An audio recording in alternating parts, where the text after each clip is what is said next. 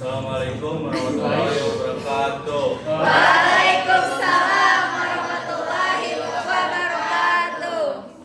Saya dari kelompok KKI akan menyampaikan materi tentang distribusi peluang. Untuk mempersingkat waktu, silakan kepada pemateri yang pertama. Terima kasih pada moderator. Teman-teman, sebelumnya maaf ya karena kami kurang menyiapkan PPT, jadi dari video aja. Di sini saya akan menjelaskan tentang, jadi saya di sana aja, yang tadi aja, karena nggak ada ya. Di sini saya akan menjelaskan tentang distribusi peluang. Nah, dalam kehidupan sehari-hari kita itu kan sering menghadapi berbagai kejadian yang hasilnya itu tidak pasti atau tidak dapat diprediksi. Nah, misalnya ketika melempar koin, melempar dadu, atau kan kalau di kehidupan sehari-hari itu kita tidak bisa memperkirakan. Kalau misalkan kita punya toko, misalkan di kehidupan sehari-hari kita kan tidak bisa memperkirakan ya ada berapa orang yang akan datang ke toko kita. Nah, jadi distribusi peluang itu merupakan salah satu konsep penting dalam statistika dan probabilitas yang digunakan untuk menggambarkan bagaimana peluang suatu kejadian didistribusikan pada berbagai kemungkinan hasil yang dapat terjadi. Nah, jadi setelah memahami pentingnya probabilitas tadi dalam kehidupan sehari-hari, jadi si distribusi peluang atau probability distribusi yaitu fungsi matematis yang menggambarkan bagaimana peluang tersebar pada setiap nilai yang mungkin dari suatu variabel acak. Dengan kata lain, distribusi peluang itu menunjukkan hubungan antara suatu nilai yang mungkin muncul dengan peluang kemunculannya. Nah, sebagai contohnya itu ketika kita melempar dadu, kita kan tidak tahu yang akan keluar itu apakah yang 1, 2, 3, 4, 5 ataupun 6. Nah, karena setiap isi dadu itu kan memiliki kesempatan yang sama, maka masing-masing angka itu memiliki peluang sebesar 1/6. Nah, hubungan antara nilai yang mungkin muncul dan peluang inilah yang disebut dengan distribusi peluang. Ya, Bisa dilanjut ya? kenapa ini? Lanjut Oh, ke tetap bagian yang itu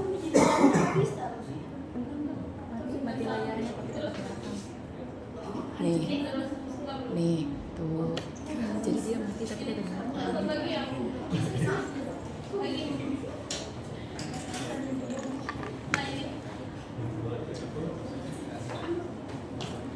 Nah, di sini lalu ada konsep dasar probabilitas. Nah, sebelum menjelaskan distribusi peluang lebih lanjut, terdapat beberapa konsep dasar teman-teman probabilitas yang perlu dipahami. Yang pertama itu ada percobaan acak.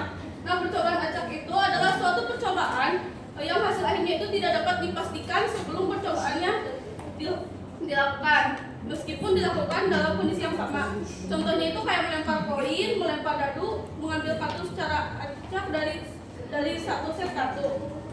Meskipun kita mengetahui seluruh kemungkinan hasilnya, kita tidak dapat mengetahui hasil mana yang akan muncul sebelum percobaan dilakukan. Coba play lagi.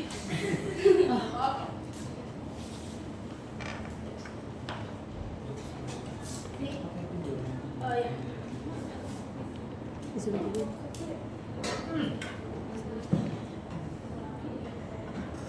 Yang selanjutnya itu ada wrong sample, yaitu wrong sample adalah kumpulan semua kemungkinan hasil dari suatu percobaan acak untuk dadu sama dengan ini contohnya kayak 1, 2, 3, 4, 5, 6 seperti yang tadi sudah dijelaskan. Yang tadi itu ada probabilitas, yaitu adalah ukuran yang menunjukkan seberapa besar kemungkinan suatu kejadian itu terjadi. Jadi nilai probabilitas itu adalah antara 0 dan 1. Mungkin sekian yang dapat saya sampaikan, saya kembalikan kepada moderator. Baik, terima kasih kepada pemateri yang pertama. Dilanjut kepada pemateri yang kedua. Baik, terima kasih kepada moderator. Di sini saya akan menjelaskan variabel acak. Yang sebelum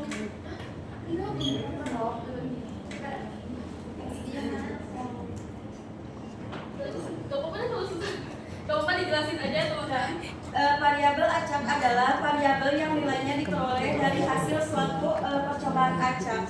Nah, biasanya dilambangkan dengan huruf X. Misalnya sebuah koin dilempar 2 kali dan X menyatakan jumlah gambar yang muncul maka nilai X-nya itu bisa 0, 1 atau 2. Dan ada di sini jenis variabel acak. Variabel acak dibedakan menjadi 2 jenis. Yang pertama, variabel acak diskrit, yaitu variabel yang nilainya itu dapat dihitung satu persatu, seperti jumlah mahasiswa hadir di kelas atau jumlah kendaraan yang lewat. Dan kedua, variabel acak kontinu, yaitu variabel yang nilainya berada dalam suatu interval seperti tinggi badan, berat badan, atau waktu tempuh perjalanan. Dan distribusi peluang. Distribusi peluang menunjukkan peluang dari setiap nilai variabel acak. Nah, distribusi ini distribusi ini dapat disajikan dalam bentuk tabel, grafik maupun fungsi matematika. Dalam distribusi peluang, setiap nilai variabel memiliki peluang tertentu dan jumlah seluruh peluang yang harus dengan sama satu. Dan selanjutnya ada probability mass function atau PMP. PMP ini digunakan untuk pada variabel acak diskrit. Fungsi ini menunjukkan peluang untuk setiap nilai yang mungkin dari variabel acak. Misalnya nilai X dapat berupa 0, 1 atau 2 dengan peluang masing-masing 0,25, 0,50 dan 0,25. Mungkin sekian yang bisa saya sampaikan. Baik, terima kasih kepada pemateri yang kedua. Lanjut kepada pemateri yang ketiga. Silakan.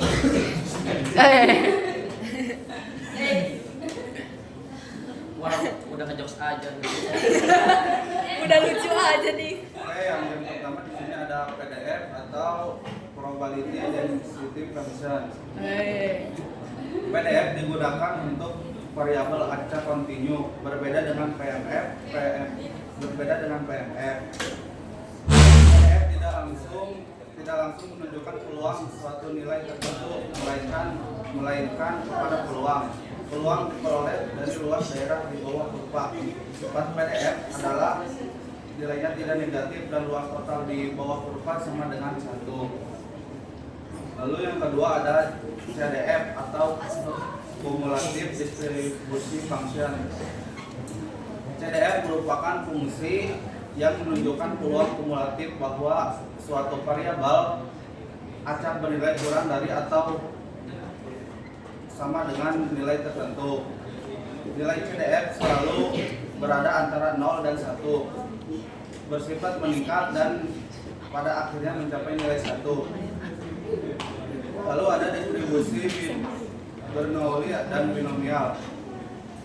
Distribusi Bernoulli digunakan untuk hanya ada 2 kemungkinan hasil, yaitu sukses dan gagal. Contohnya benar atau salah dalam menjawab soal. Sementara itu distribusi binomial digunakan ketika percobaan Bernoulli dilakukan berulang kali, misalnya melempar koin beberapa kali dan menghitung jumlah gambar yang muncul. Lalu ada distribusi Poisson dan normal. Distribusi Poisson digunakan menghitung jumlah kejadian yang interval tertentu, seperti jumlah pelanggan yang datang ke toko atau jumlah kecelakaan dalam sehari-hari. Sedangkan distribusi normal merupakan distribusi kontinu yang berbentuk berupa lonceng, simetris, dan banyak digunakan untuk menggambarkan data seperti nilai ujian, tinggi badan, dan berat badan. Mungkin itu saja saya membolehkan. Sekarang kepada moderator, dia lagi ngomong. Lanjut kepada pemateri yang keempat. Terima kasih kepada saya akan menjelaskan apa sih itu expected value. Itu tuh sebuah nilai harapan gitu, yang dimana si nilai rata-rata itu yang diharapkan itu dari suatu variabel acak apabila suatu percobaan itu dilakukan berulang kali dalam jumlah yang sangat banyak. Nah, maka si nilai harapan ini itu tidak selalu menunjukkan hasil yang akan yang akan muncul gitu dalam satu kali percobaan, tetapi menunjukkan rata-rata hasil yang akan diperoleh dalam jangka panjang gitu. Konsep nilai harapan ini tuh banyak digunakan dalam statistika seperti kayak bisnis, asuransi dan investasi. Nah, dan banyak juga berbagai pengambilan keputusan yang melibatkan peluang. Nah, dengan mengetahui nilai harapan, kita dapat memperkirakan hasil rata-rata yang mungkin diperoleh dari suatu kejadian. Terus yang kedua ada varian. Varian itu adalah ukuran yang digunakan untuk mengetahui seberapa jauh data menyebar dari nilai rata-ratanya. Jadi kayak semakin besar nilai varian, semakin besar pula penyebaran data. Sebaliknya juga jika nilai variannya kecil itu, maka datanya itu bakal cenderung berkumpul di sekitar rata-rata. Nah, dalam statistik juga varian sangat penting karena membantu kita memahami apakah suatu data itu relatif seragam atau justru memiliki perbedaan yang besar antar nilainya. Nah, untuk mencari varian itu kita memerlukan nilai harapan gitu atau rata-rata terlebih dahulu. Setelah itu setiap nilai dikurangi rata-ratanya. Misalkan hasilnya dikuadratkan, kemudian dikalikan dengan peluang masing-masing dan dijumlahkan. Terus yang ketiga ada standar deviasi. Itu tuh akar kuadrat dari variasi. Nah, ukuran yang itu digunakan untuk mengetahui seberapa jauh data menyebar dari rata-ratanya dalam tujuan yang sama dengan data aslinya. Mungkin saya kembalikan kepada moderator. Baik, terima kasih kepada Menteri Lompat. Ayo.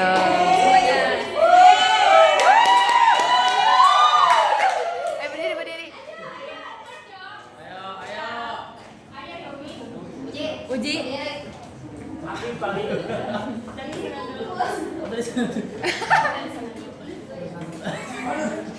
Dari sana. Dari ujung sampai ke ujung. Oh, 3 nanti moderator. Iya, dari moderator dulu. Soal.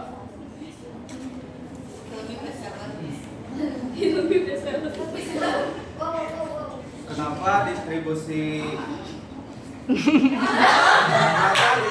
kenapa distribusi normal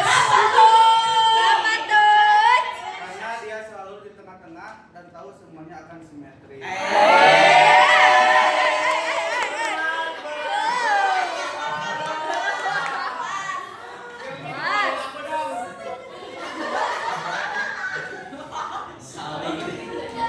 Mega buat Aku.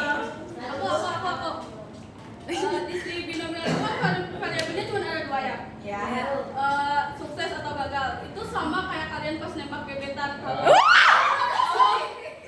sukses ya berarti diterima, kalau gagal berarti diblokir.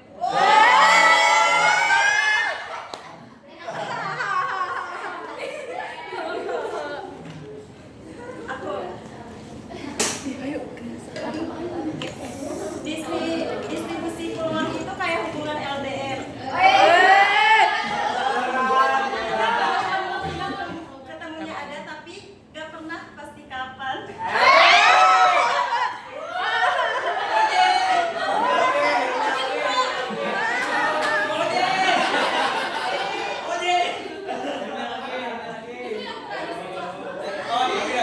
Ayo uji. Ini nih paling kong.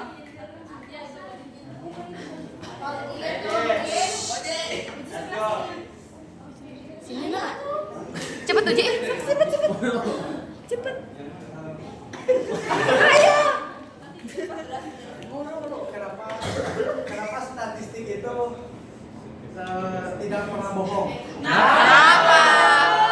Karena dia tuh punya data. Kalau yang suka bohong itu teman yang bilang OTW.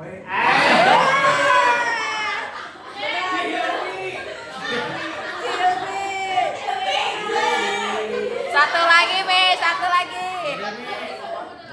Kan 5.